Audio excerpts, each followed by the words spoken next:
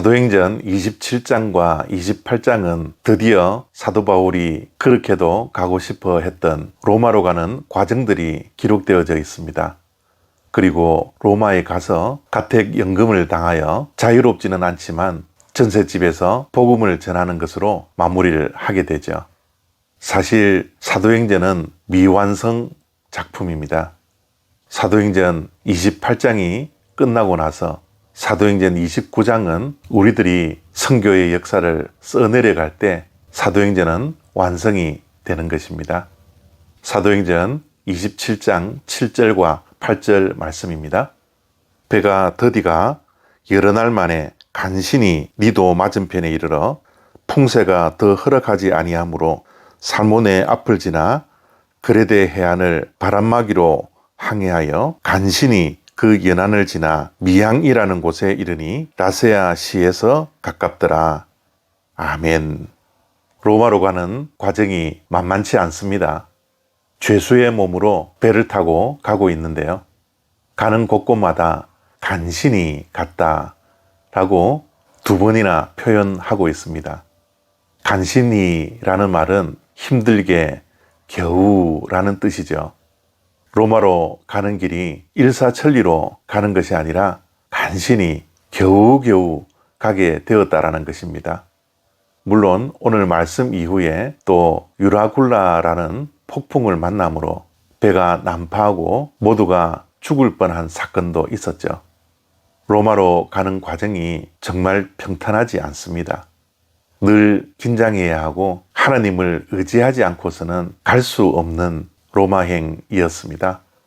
또한 오늘 말씀 1절을 보니까 이탈리아로 가는 것이 작정되었다라고 말을 합니다. 사도 바울이 자신의 시간에 맞추어 자신의 의지 따라 로마로 가지 않았습니다. 로마로 가는 것은 사도 바울의 의지와 뜻이 아니라 로마로 가는 것이 작정되었다라는 것입니다. 작정되다라는 것은 능동형이 아니라 수동형입니다. 내가 무엇을 할 수 없는 상황이죠. 이런 상황 속에서 하나님께서 역사하시고 간섭하시고 개입해 주셔서 로마로 가게 되었던 겁니다. 어찌 하나님을 의지하지 않을 수가 있을까요? 만약 로마로 가는 길이 일사천리로 갔다면 하나님을 의지하지 않았을 겁니다. 우리 인간은 결코 겸손하지 않습니다. 조금 일이 잘 풀리고 살만하다 싶으면 우리에게는 교만이 찾아올 수밖에 없죠. 그래서 꿈을 이루어가는 모든 과정 속에서는 겨우겨우 간신히 힘들게 이루어가도록 하나님께서 우리의 발걸음을 인도해 주시는 것 같습니다. 만약 우리의 삶이 일사천리로 형통한 길만 걷는다면 하나님의 역사를 바라지도 않고 기도도 하지 않고 자기 잘난 맛에 살 수밖에 없겠죠. 이렇게 간신히 꿈을 향하여 가는 발걸음 속에 하나님께서는 동력자들을 늘 붙여주십니다. 오늘 1절 말씀에 우리가 배를 타고 이탈리아로 가기로 작정되매라는 말씀이 있습니다. 여기에서 우리가 라는 것은 사도행전을 쓴 누가가 포함되어져 있는 것입니다. 그리고 아리스다고도 함께 갔다고 2절 속에서 기록하고 있고요. 사실 바울은 1차, 2차, 3차 선교 여행을 하는 가운데 많이 지쳐 있었을 겁니다. 매도 많이 맞았습니다. 죽을 고비도 한두 번 넘긴 게 아닙니다. 그래서 하나님께서 의사인 누가를 함께 동행하게 했던 것이죠. 아리스다고도 귀한 사람입니다. 바울이 출세하려고 로마로 가는 것이 아닙니다. 돈을 벌려고 가는 것도 아니죠. 거창한 꿈을 이루기 위해서 로마로 가는 것이 아니었습니다.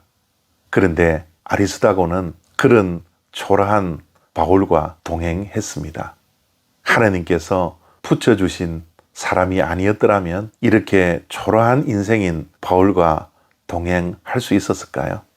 이러한 동력자, 동행자가 있었기에 사도 바울이 간신히 힘겹게 꿈을 버리지 아니하고 포기하지 아니하고 절망하지 아니하고 로마로 향했던 것입니다. 우리의 삶들도 마찬가지이지 않을까요? 우리가 가는 인생길 결코 만만치 않습니다. 겨우겨우 간신히 걸어가는 인생길입니다. 그러나 낙심하지 마십시오. 좌절하지 마십시오. 꿈을 포기하지 마십시오. 하나님께서 지금도 눈에 보이지 않지만 역사하고 계십니다. 간신히 가는 인생길이지만 하나님께서 함께 하십니다.